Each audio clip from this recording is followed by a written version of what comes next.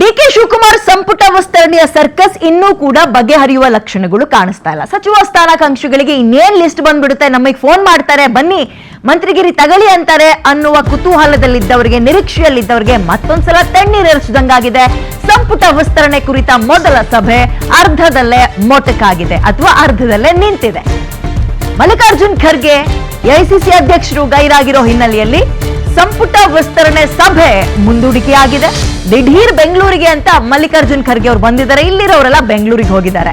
Rahul ಗಾಂಧಿಯನ್ನ ಭೇಟಿಯಾಗಿದ್ದಾರೆ DK Shivakumar ಮತ್ತು ಸಿದ್ದರಾಮಯ್ಯ. ಹಾಗೆ KPCC ಅಧ್ಯಕ್ಷ ಬಿಕೆ ಹರಿಪ್ರಸಾದ್ ಸುರ್ಜೇವಾಲಾ ನಿವಾಸದಲ್ಲಿ ರಾಜ್ಯ ನಾಯಕರು ಔಪಚಾರಿಕ ಚರ್ಚೆಯನ್ನ ಮಾಡ್ತಾ ಇದ್ರು. ಆದ್ರೆ ಮಲ್ಲಿಕಾರ್ಜುನ್ ಖರ್ಗೆ ಅವರು ದಿಢೀರ್ ಅಂತ ರಾಜ್ಯಕ್ಕೆ ಬರಬೇಕಾದ ಅನಿವಾರ್ಯತೆ ಬಂತಂತೆ. ಸೊ ದಾಟ್ ಮೀಟಿಂಗ್ ಅರ್ಧದಲ್ಲೇ ಮೊಟಕಾಗಿದೆ. ಅವರಿಲ್ದೆ ಎಐಸಿಸಿ ಅಧ್ಯಕ್ಷರಿಲ್ದೆ ಆಗಲ್ವಲ್ಲ, ಒಂದ್ ಹಂತದಲ್ಲಿ ಅವರು ಇರ್ಬೇಕಲ್ಲ. ಸೊ ಇದು ಮತ್ತೆ ಪೋಸ್ಟ್ಪೋನ್ ಆಗುತ್ತಾ? ಹಾಗಾದ್ರೆ ಎಷ್ಟು ದಿನಗಳ ಕಾಲ? ಯಾರಿಗೆಲ್ಲ ಮಂತ್ರಿ ಭಾಗ್ಯ ಸಿಗುತ್ತೆ? ಪಾಪ ಅವರೊಂದ್ ರೀತಿ ಕಾಯ್ತಾ ಇದ್ದಾರೆ, ಕೈಯನ್ನು ಅವಚ್ ಕಟ್ಕೊಂಡು ಕಾಯ್ತಾ ಇದ್ದಾರೆ. ಈಗ ಫೋನ್ ಬರುತ್ತೆ, ಆಗ ಫೋನ್ ಬರುತ್ತೆ ಅನ್ಕೊಂಡು ಕೆಲವೊಬ್ರು ಡ್ರೆಸ್ನೇ ಹೊಲ್ಸಿಟ್ಕೊಬಿಟ್ಟಿದ್ದಾರೆ, ಸೂಟನ್ನೇ ಹೊಲ್ಸಿಟ್ಕೊಬಿಟ್ಟಿದ್ದಾರೆ ಮಂತ್ರಿಗಿರಿ ಸಿಗುತ್ತೆ ಅನ್ನೋ ಕಾರಣಕ್ಕೆ. ಖರ್ಗೆ ಪುತ್ರನ ಆರೋಗ್ಯದಲ್ಲಿ ದಿಢೀರ್ ಏರುಪೇರಾಗಿದೆ. ಈ ಕಾರಣಕ್ಕೆ ಬೆಂಗಳೂರಿಗೆ ಬಂದಿದ್ದಾರೆ. ಇನ್ನು ಡಿಕೆ ಶಿವಕುಮಾರ್ ಸಂಪುಟ ವಿಸ್ತರಣೆಯ ಸರ್ಕಸ್ ಬಗೆಹರಿತಾ ಇಲ್ಲ. ಇಷ್ಟೊತ್ತು ನಾವು ಸುದ್ದಿ ನೋಡಿದ್ವನ್ನ ಮತ್ತೆ ಅದಕ್ಕೆ ಗಮನ ಕೊಡೋಣ. ಅದಕ್ಕಿಂತ ಮುಂಚೆ ಸಚಿವ ಸ್ಥಾನಾಕಾಂಕ್ಷಿಗಳಿಗೆ ನಿರಾಸೆಯಾಗಿದೆ. ಇದಕ್ಕೆ ಕಾರಣ ಏನು ಅಂತ ಹುಡುಕ್ತಾ ಹೋಗೋಣ. ಯಾಕಂದ್ರೆ ಮೊದಲ ಸಭೆ ಅರ್ಧದಲ್ಲೇ ಮೊಟಕುಗೊಳಿಸಿದ್ದಾರೆ ಅಥವಾ ನಿಲ್ಲಿಸಿದ್ದಾರೆ. ಸಂಪುಟ ವಿಸ್ತರಣೆ ಕುರಿತ ಮೀಟಿಂಗ್ ಆಗ್ತಾ ಇತ್ತು. ಮಲ್ಲಿಕಾರ್ಜುನ್ ಖರ್ಗೆ ಅವರು ಗೈರಾಗಿರೋ ಹಿನ್ನೆಲೆಯಲ್ಲಿ ಅಥವಾ ಆಬ್ಸೆಂಟ್ ಆಗಿದ್ರಿಂದ ಈ ಮೀಟಿಂಗ್ ಅನ್ನ ಮುಂದೂಡಿದ್ದಾರೆ. ದಿಢೀರ್ ಅವರು ಬೆಂಗಳೂರಿಗೆ ಬರ್ಬೇಕಾಯ್ತಂತೆ, ಒಂದು ಎಮರ್ಜೆನ್ಸಿ ಕಾಲ್. ವಿಲ್ಸಿ ಅದೇನು ಅಂತ ನೋಡೋಣ. ಸೊ ಖರ್ಗೆ ಇಲ್ಲದ ಕಾರಣ ಸಂಪುಟ ವಿಸ್ತರಣೆಗೆ ಅಂತ ಮಾಡ್ತಾ ಇದ್ದ ಮೀಟಿಂಗ್ ಅನ್ನ ಸ್ಟಾಪ್ ಮಾಡಿದ್ದಾರೆ ಅಥವಾ ಸದ್ಯಕ್ಕೊಂದು ಪಾಸ್ ಬಟನ್ ಅನ್ನ ಪ್ರೆಸ್ ಮಾಡಿದ್ದಾರೆ. ಅದು ಮತ್ತೆ ಯಾವಾಗ ಗೊತ್ತಿಲ್ಲ. ಪಾಪ ಸಚಿವಾಕಾಂಕ್ಷಿಗಳಿಗೆ ಮತ್ತೊಂದ್ಸಲ ನಿರಾಸೆ ಆಗಿದೆ. ಇದರ ನಡುವೆ ಚರ್ಚೆಗಳಾಗ್ತಾ ಇರೋದು ಯಾರ ಕೈ ಮೇಲಾಗತ್ತೆ, ಯಾವ ರೀತಿಯ ಸಚಿವ ಸಂಪುಟ ವಿಸ್ತರಣೆ ಅಥವಾ ಕ್ಯಾಬಿನೆಟ್ ಎಕ್ಸ್ಪೆನ್ಷನ್ ಅನ್ನ ಈ ಸಲ ನೋಡಬಹುದು. ಮುಂಬರುವಂತಹ ಲೋಕಲ್ ಬಾಡಿ ಎಲೆಕ್ಷನ್ಸ್ ಮತ್ತು 2028ರ ಚುನಾವಣೆ ಅಂದ್ರೆ ಎಲೆಕ್ಷನ್ ಕ್ಯಾಬಿನೆಟ್ ಅನ್ನ ನಿರೀಕ್ಷೆ ಮಾಡಬಹುದಾ? ಈ ಚರ್ಚೆ ಇದೆ. ಹೊಸಬರಿಗೆ ಎಷ್ಟು ಆದ್ಯತೆಯನ್ನ ಕೊಡ್ತಾರೆ, ಈ ಪ್ರಶ್ನೆ ಇದೆ. ಪ್ರಾದೇಶಿಕವಾರು ಹೇಗಿರುತ್ತೆ, ಅದು ಕೂಡ ಚರ್ಚೆಗೆ ಬರ್ತಾ ಇದೆ. ಸಮುದಾಯವಾರು ಇದೆಲ್ಲವನ್ನ ವರ್ಕೌಟ್ ಮಾಡ್ತಾ ಇದ್ರು. ಇದರ ನಡುವೆ ಒಂದು ಎಮರ್ಜೆನ್ಸಿ ಕಾಲ್ ಅಂತ ಎಐಸಿಸಿ ಅಧ್ಯಕ್ಷರು ಡೆಲ್ಲಿಯಿಂದ ಬೆಂಗಳೂರು ಫ್ಲೈಟಿಗೆ ಹತ್ತುವ ಪರಿಸ್ಥಿತಿ ಬಂದಾಗ ಈ ಮೀಟಿಂಗ್ ಅಥವಾ ಮೀಟಿಂಗ್ ಟೇಬಲ್ ನಿಂದ ಅರ್ಧಕ್ಕೆ ಎದ್ದಿದ್ದಾರೆ. ಸೊ ಮೀಟಿಂಗ್ಗೆ ಪಾಸ್ ಬಟನ್ ಬಿದ್ದಿದೆ. ಸೊ ಇನ್ನೊಂದೆರಡು ದಿನನಾ ಗೊತ್ತಿಲ್ಲ. ಸದ್ಯಕ್ಕಂತೂ ಇನ್ನೇನು ಇವತ್ತು ಫೈನಲ್ ಆಗ್ಬಿಡುತ್ತೆ, ನಾಳೆಯಿಂದ ಹೇಳ್ಬಿಡ್ತಾರೆ ನೋ. ಹಾಗಾದ್ರೆ ಇನ್ನೊಂದೆರಡು ದಿನ ಪೋಸ್ಟ್ಪೋನ್ ಆಗುತ್ತಾ? ಇದರ ಜೊತೆಗೆ ಡೆಲ್ಲಿಯಲ್ಲಿ ನಡೆದ ಅಂದ್ರೆ ಸಂಪುಟ ವಿಸ್ತರಣೆ ಕುರಿತ ಸಭೆ ನಡೆದಿಲ್ಲ ಇವತ್ತು, ಅರ್ಧಕ್ಕೆ ನಿಂತಿದೆ. ಮಲ್ಲಿಕಾರ್ಜುನ್ ಖರ್ಗೆ ಬೆಂಗಳೂರಿನಿಂದ ವಾಪಸ್ ಆದ್ಮೇಲೆ ಇನ್ನೊಂದ್ಸಲ ಟೇಬಲ್ ನಲ್ಲಿ ಎಲ್ಲರೂ ಕೂಡ ಒಟ್ಟಾಗ್ತಾರೆ. ಕೆಪಿಸಿಸಿ ಅಧ್ಯಕ್ಷರು, ಮಾಜಿ ಮುಖ್ಯಮಂತ್ರಿಗಳು, ಹಾಲಿ ಮುಖ್ಯಮಂತ್ರಿಗಳು, ರಾಹುಲ್ ಗಾಂಧಿ, ಸುರ್ಜೇವಾಲಾ ಅವರು ಹಾಗೆ ಮಲ್ಲಿಕಾರ್ಜುನ್ ಖರ್ಗೆ ಇವರೆಲ್ಲರನ್ನ ಒಳಗೊಂಡಂತಹ ಒಂದು ಮೀಟಿಂಗ್ ಇನ್ನೊಂದು ಸಲ ಆಗಬೇಕು. ಅದು ಯಾವಾಗ ಸದ್ಯಕ್ಕೆ ಗೊತ್ತಿಲ್ಲ. ಇವತ್ತಿನ್ನೇನು ಫೈನಲ್ ಮಾಡ್ತಾರೆ ಅನ್ನಲಾಗ್ತಾ ಇತ್ತು. ಬಟ್ ಕಾರಣಾಂತರಗಳಿಂದ ಈ ಮೀಟಿಂಗ್ ಅರ್ಧಕ್ಕೆ ನಿಂತಿದೆ. ಕಾರಣಾಂತರಗಳು ಏನು ಅಂತ ನೋಡೋದಾದ್ರೆ ಎಐಸಿಸಿ ಅಧ್ಯಕ್ಷರು ಸಂಪೂರ್ಣವಾಗಿ ಮೀಟಿಂಗ್ ಮುಗಿಸಕ್ಕಾಗಿಲ್ಲ. ಒಂದು ಎಮರ್ಜೆನ್ಸಿ ಕಾಲ್, ಅವರು ಬೆಂಗಳೂರಿಗೆ ಹೊರಟ್ರಂತೆ. ಹಾಗಾಗಿ ಅವರು ವಾಪಸ್ ಆಗಬೇಕು. ಇನ್ನೊಂದು ಡೇಟ್ ಅನ್ನ ಮತ್ತು ಟೈಮ್ ಅನ್ನ ಫಿಕ್ಸ್ ಮಾಡ್ತಾರೆ. ಆಗ ಮತ್ತೊಂದು ಸುತ್ತಿನ ಚರ್ಚೆ ಆಗುತ್ತೆ, ಒಂದು ಫೈನಲೈಸ್ ಮಾಡ್ತಾರೆ. ನಿಮ್ಮ PNS ವಿಸ್ತಾರದ ಸ್ಕ್ರೀನ್ ನಲ್ಲಿ ಗಮನಿಸ್ತಾ ಇದ್ದೀರಿ. ಎಡಭಾಗದಲ್ಲಿ ಯಾರೆಲ್ಲ ಸಂಭಾವ್ಯ ಮಂತ್ರಿಗಳ ಲಿಸ್ಟ್ ಅಲ್ಲಿದ್ದಾರೆ ಅನ್ನೋದನ್ನ ನೋಡ್ತಾ ಇದ್ದೀರಿ. ಯಾವ್ಯಾವ ಭಾಗದ ಶಾಸಕರು, ಸಮುದಾಯವಾರು, ಪ್ರಾದೇಶಿಕವಾರು, ಹೊಸದಾಗಿ ಗೆದ್ದಿರೋರು, ಮಹಿಳಾ ಮಣಿಯರು ಎಷ್ಟು ಜನ ಮಂತ್ರಿಗಳಾಗ್ತಾರೆ, ಇವೆಲ್ಲವೂ ಕುತೂಹಲ ಇದೆ. ಅಲ್ಲಿ ತನಕ ನಾವು ಚರ್ಚೆಯನ್ನು ಅಷ್ಟೇ ಮಾಡ್ಬೋದು. ಇವ್ರಾಗ್ತಾರಂತೆ, ಅವ್ರಾಗ್ತಾರಂತೆ, ಹಿಂಗ್ ಮಾತ್ರ. ಸಂಪುಟ ವಿಸ್ತರಣೆಗೆ ಯಾಕೋ ಗಳಿಗೆ ಇನ್ನೂ ಕೂಡ ಕೂಡಿ ಬರ್ತಾ ಇಲ್ಲ, ಮುಂದಕ್ಕೆ ಹೋಗ್ತಲೇ ಇದೆ. ಹೈಕಮಾಂಡ್ ಸಭೆ ಇನ್ನೂ 3 ದಿನ ಮುಂದೂಡಿಕೆ ಅಂತೆ. ಓಕೆ, ಇವತ್ತು ಫೈನಲ್ ಮಾಡಬೇಕಿತ್ತು, ಬಟ್ ಇನ್ನೂ 3 ದಿನ ಮುಂದೂಡಿಕೆ ಅಂತ ಇದ್ದಾರೆ. ಮಲ್ಲಿಕಾರ್ಜುನ್ ಖರ್ಗೆ ಬೆಂಗಳೂರಿನಿಂದ ಡೆಲ್ಲಿಗೆ ವಾಪಸ್ ಆದ ಬಳಿಕ ಮತ್ ಇವ್ರುಗಳೆಲ್ಲ ಇನ್ನೊಂದ್ಸಲ ಅಲ್ಲಿಗೆ ಹೋಗ್ತಾರೆ, ಮೀಟಿಂಗ್ ನಲ್ಲಿ ನಿಂತ್ಕೊಳ್ತಾರೆ. ಪಾಪ ಸಚಿವ ಸ್ಥಾನಾಕಾಂಕ್ಷಿಗಳಿಗೆ ನಿಜಕ್ಕೂ ನಿರಾಸೆ ಇದು. ಈಗ ಇದೊಂದ್ ರೀತಿ ಹೆಂಗ್ ಗೊತ್ತಾ, ಒಂದು ನಾನು ಇದೀನಿ ಅಂತ ಆಗ್ಬೇಕು ಆ ಲಿಸ್ಟ್ ನಲ್ಲಿ, ಇಲ್ವಾ ಒಂದೆರಡು ದಿನ ಬೇಜಾರ್ ಮಾಡ್ಕೊಳ್ತಾರೆ ಅಥವಾ ಆಕ್ರೋಶ ವ್ಯಕ್ತಪಡಿಸ್ತಾರೆ, ಅವ್ರವ್ರ ದಾರಿ ನೋಡ್ಕೊಂಡು ಸುಮ್ಮನಾಗ್ಬಿಡ್ತಾರೆ. ಇದೊಂದ್ ರೀತಿ ವೇಟ್ ಮಾಡೋದಿದೆಯಲ್ಲ, ಅದು ತುಂಬಾ ಕಷ್ಟದ ಕೆಲಸ ರೀ. ಕಾಯ್ಕೊಂಡ್ ಕೂರೋದು, ಈಗ ಬರುತ್ತೆ ಆಗ ಬರುತ್ತೆ ಅಂತ ಕಾಯುವಂಥದ್ದಿದೆಯಲ್ಲ, ವಿಪರೀತ ದೊಡ್ಡ ತಲೆನೋವು. ಎಷ್ಟೋ ಜನ ಪಾಪ 5 ಸಲ 6 ಸಲ ಗೆದ್ದಿರುವಂತವ್ರು ಶಾಸಕರಾಗೇ ಇದ್ದಾರೆ, ಒಂದು ಸಲವೂ ಕೂಡ ಶಾಸಕರಾಗಿಲ್ಲ, ಮಿನಿಸ್ಟರ್ ಆಗಿಲ್ಲ ಅಂತವ್ರು ಕಾಯ್ತಾ ಇದ್ದಾರೆ. ಹಿರಿಯರು ನಮ್ಗೆ ಇನ್ನೊಂದ್ಸಲ ಬೇಕು ಅಂತ ಕಾಯ್ತಾ ಇದ್ದಾರೆ. ಹೊಸಬ್ರು ಬರೀ ಯಾಕ್ರಿ ದೊಡ್ಡ ದೊಡ್ಡ ತಲೆಗಳಿಗೆ ಅಥವಾ ಹಿರಿ ತಲೆಗಳಿಗೆ ಮನ್ನಣೆ ಹಾಕ್ತಿರಿ, ನಮಗೂ ಕೂಡ ಮಣೆ ಹಾಕ್ರಿ ಅಂತಲೂ ಕೇಳ್ತಾ ಇದ್ದಾರೆ. ಇದೆಲ್ಲವನ್ನ ಹೇಗೆ ಸರಿದೂಗಿಸ್ತಾರೆ? ಆಮೇಲೆ ಇನ್ನೊಂದೇನು ಗೊತ್ತಾ, ಅಷ್ಟೊಂದು ಸುಲಭವಾಗಿಲ್ಲ. ಮೊನ್ನೆ ಫಸ್ಟ್ ಕ್ಯಾಬಿನೆಟ್ ಈಗ ಡಿ ಕೆ ಶಿವಕುಮಾರ್ ಅವ್ರ ಜೊತೆಗೆ ಮಂತ್ರಿಗಳು ಕೂಡ ಪ್ರಮಾಣ ವಚನ ಸ್ವೀಕಾರ ಮಾಡಿದ್ರಲ್ಲ, ಖಾತೆ ಹಂಚಿದ 24 ಗಂಟೆ ಒಳಗೆ ಏನೇನು ಹೈಡ್ರಾಮಾ ನಡೀತು ನೀವೆಲ್ಲರೂ ನೋಡಿದ್ರಿ. ಒಬ್ರು ಬೇಡವೇ ಬೇಡ ಅಂತ ರಾಜೀನಾಮೆ ಪತ್ರವನ್ನೇ ತಗೋಬಿಟ್ರು. ಅದಾಗಿ ಇನ್ನೊಂದ್ 2-3 ಗಂಟೆ ಆಗಿಲ್ಲ, ಇನ್ನೊಬ್ಬ ಹಿರಿಯ ಮಂತ್ರಿಗಳು ಹೇಳ್ತಾರೆ ನನಗೂ ಈ ಖಾತೆ ಬೇಕಾಗಿಲ್ಲ ಅಂತ.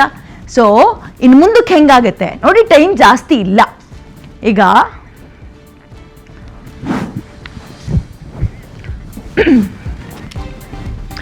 ಓಕೆ, ಇದ್ರ ಬಗ್ಗೆ ಮತ್ತಷ್ಟು ವಿಶ್ಲೇಷಣೆಯನ್ನ ನೀಡೋದಕ್ಕೆ ನಮ್ಮ ಹಿರಿಯ ಪತ್ರಕರ್ತರು ಹೇಮಂತ್ ಶರ್ಮಾ ಅವರು ಲೈವ್ ಜಾಯ್ನ್ ಆಗ್ತಿದ್ದಾರೆ. Sir, good evening. ನನ್ನ ಧ್ವನಿ ನಿಮ್ಗೆ ಕೇಳಿಸ್ತಾ ಇದೆ ಅನ್ಕೊಳ್ತೀನಿ. ನಮಸ್ಕಾರ. ನಮಸ್ಕಾರ ವಿದ್ಯಾ ಮೇಡಮ್. ಎಲ್ಲವೂ ಅಂದ್ಕೊಂಡಾಗಿದ್ರೆ ಎಸ್ ಸರ್ ಥ್ಯಾಂಕ್ ಯು. ಎಲ್ಲವೂ ಅಂದ್ಕೊಂಡಂಗಾಗಿದ್ರೆ ಪಾಪ ಎಷ್ಟೋ ಜನ ಇವತ್ತು ಫೋನ್ ಬರುತ್ತೆ ಅಂತ ಕಾಯ್ತಾ ಇದ್ರು. ಕಾರಣಾಂತರಗಳಿಂದ ಮೀಟಿಂಗ್ ಸ್ಟಾಪ್ ಆಗಿದೆಯಂತೆ. ಅದಿರ್ಲಿ ಸರ್, ಮೀಟಿಂಗ್ ಇವತ್ತಿಲ್ಲ ಅಂದ್ರೂ ನಾಳೆ ನಾಡ್ದಂತೂ ಮಾಡ್ತಾರೆ. ಬಟ್ ಕುತೂಹಲ, ಹೇಗ್ ವರ್ಕೌಟ್ ಮಾಡ್ಬೋದು 2ನೇ ಹಂತದ ಕ್ಯಾಬಿನೆಟ್ ನ ಅಂತ ಕುತೂಹಲ.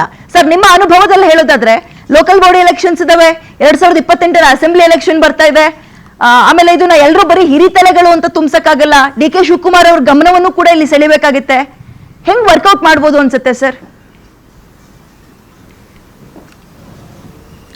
ನೋಡಿ ವಿದ್ಯಾ ಮೇಡಮ್, ಸಂಪುಟ ವಿಸ್ತರಣೆ ಅಂತಂದ್ರೆ 4-5 ಫ್ಯಾಕ್ಟರ್ಸ್ನ ನಾವು ಗಮನದಲ್ಲಿ ಇಟ್ಕೋಬೇಕು.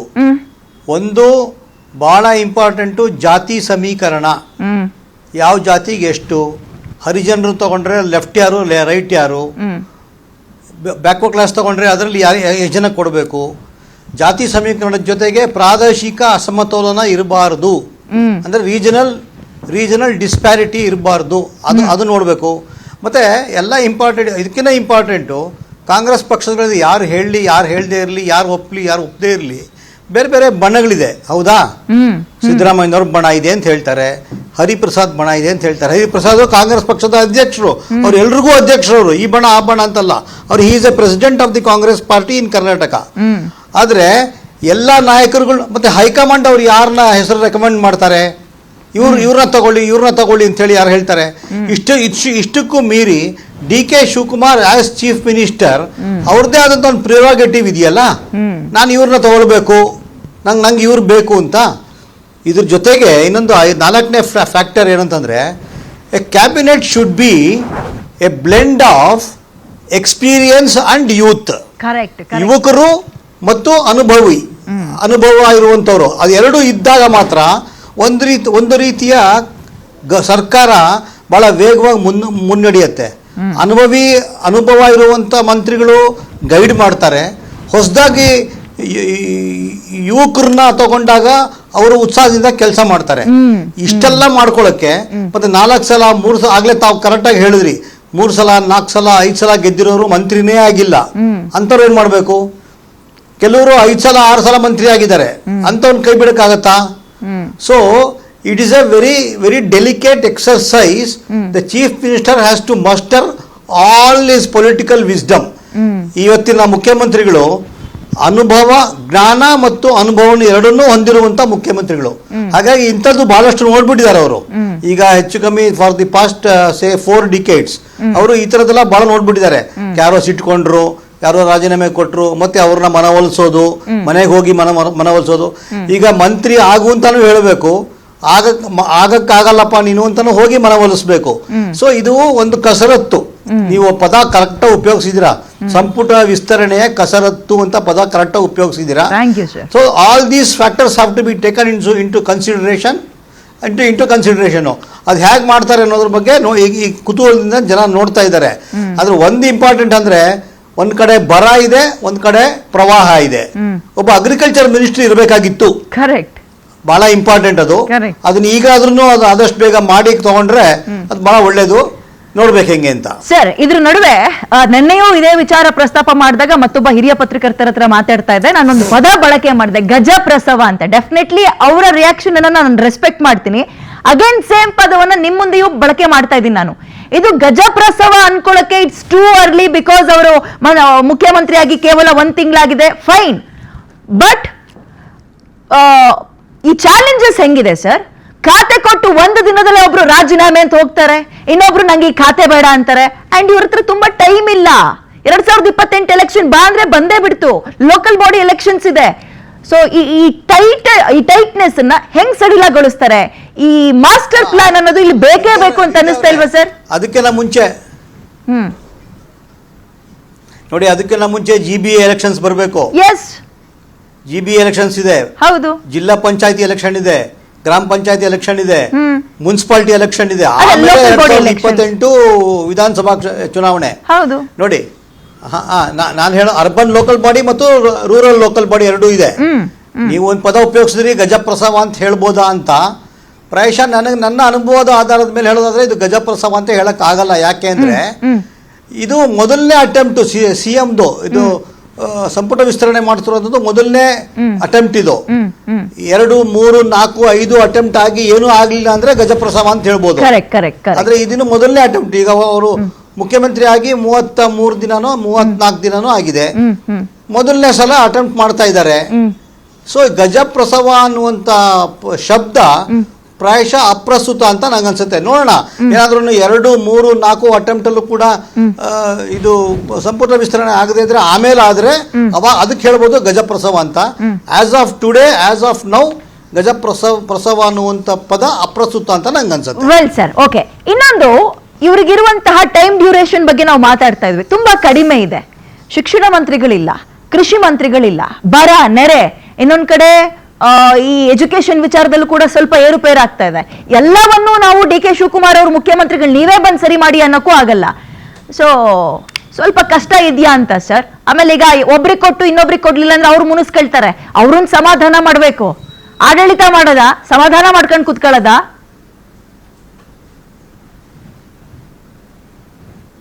ನೋಡಿ ವಿದ್ಯಾ ಅವರೇ, ಸಂಪುಟ ಸರ್ಕಾರ ಮಾಡೋದು ಅಂದ್ರೆ it is A delicate political management. ಈಗ ನಮ್ಮ ಸಂವಿಧಾನದ ಪ್ರಕಾರ ನಾವು ಒಂದು ಚೀಫ್ ಮಿನಿಸ್ಟರ್ 33 ಮಂತ್ರಿಗಳು ಮಾಡಬೇಕು. ಯಾಕಂದ್ರೆ ನಮ್ದು ಬೈ ಕ್ಯಾಮರಲ್ ಲೆಜಿಸ್ಲೇಚರ್, ನಮ್ಗೆ ಅಸೆಂಬ್ಲಿನೂ ಇದೆ, ಕೌನ್ಸಿಲ್ ಇದೆ. ಹಾಗಾಗಿ 2 ಮನೆಗಳಿರೋದ್ರಿಂದ 15% ಅಂತಂದ್ರೆ 33 ಮಂತ್ರಿಗಳು, ಒಬ್ಬ ಮುಖ್ಯಮಂತ್ರಿ ಇರಬೇಕು. 33 ಒಟ್ಟಿಗೆ ತಗೊಂಡ್ಬಿಡಕ್ಕಾಗತ್ತಾ? ತಗೋಬಹುದು, ಇಲ್ಲ ಅಂತಿಲ್ಲ. ಆದ್ರೆ ಪೊಲಿಟಿಕಲ್ ಮ್ಯಾನೇಜ್ಮೆಂಟ್ ನ ಬಗ್ಗೆ ಗೊತ್ತಿರೋರು ಏನ್ ಮಾಡ್ತಾರೆ, ಬುದ್ಧಿವಂತರು ಅಂತಂದ್ರೆ ಒಂದು 10 ಜನ ಮಾಡ್ತಾರೆ, ಆಮೇಲೆ ಇನ್ನೊಂದು 10 ಜನ ಮಾಡ್ತಾರೆ, ಆಮೇಲೆ ಇನ್ನು 10 ಜನ ಮಾಡ್ತಾರೆ. ಆದ್ರೆ ಪ್ರಮುಖ ಖಾತೆಗಳಿಗೆ ಮಂತ್ರಿಗಳು ಮಾಡ್ತಾರೆ.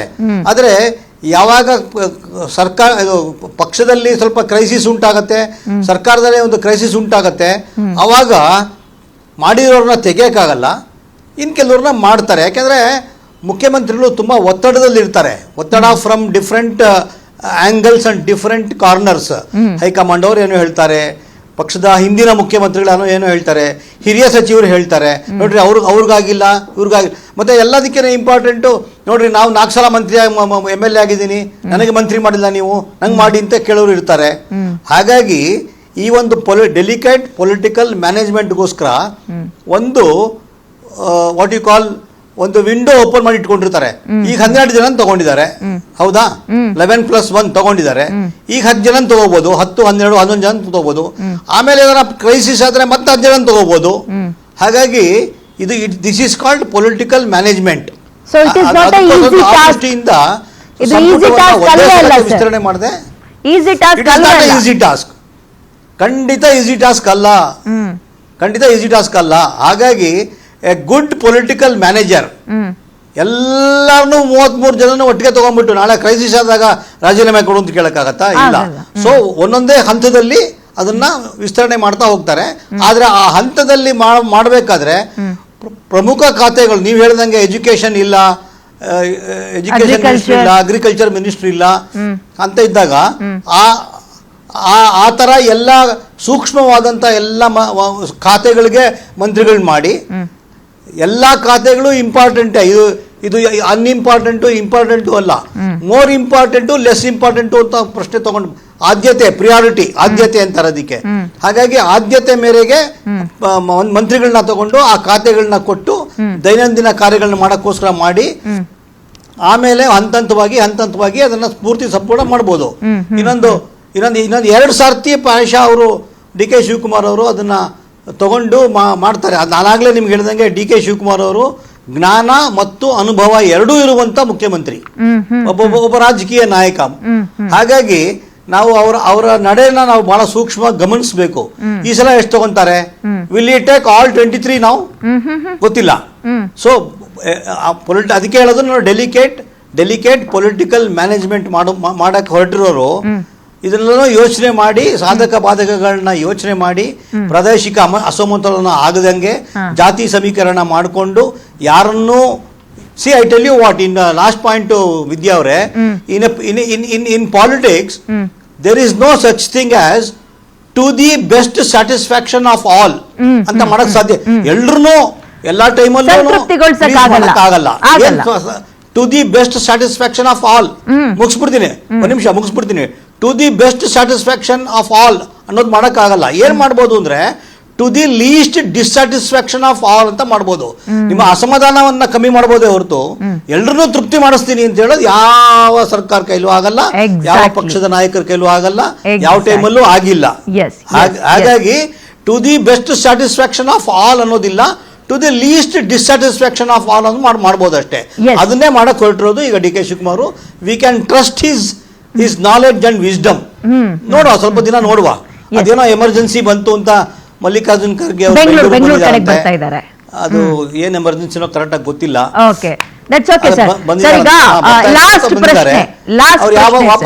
ವಾಪಸ್ ಯಾವ ಲಾಸ್ಟ್ ಪ್ರಶ್ನೆ ಮಾಧ್ಯಮದವ್ರು ಕೊಟ್ಟಿದ್ದೋ ಅವ್ರ ಅಭಿಮಾನಿಗಳು ಕೊಟ್ಟಿದ್ದೋ ಗೊತ್ತಿಲ್ಲ, ಕನಕಪುರದ ಬಂಡೆ ಅಂದ್ರೆ ಹಿ ಸೋ ಸ್ಟ್ರಾಂಗ್ ಅನ್ನೋದು ಅವರಿಗೊಂದು ಪೆಟ್ ನೇಮ್ ಬಂದ್ಬಿಟ್ಟಿದೆ ಡಿ ಕೆ ಶಿವಕುಮಾರ್ ಅವ್ರಿಗೆ.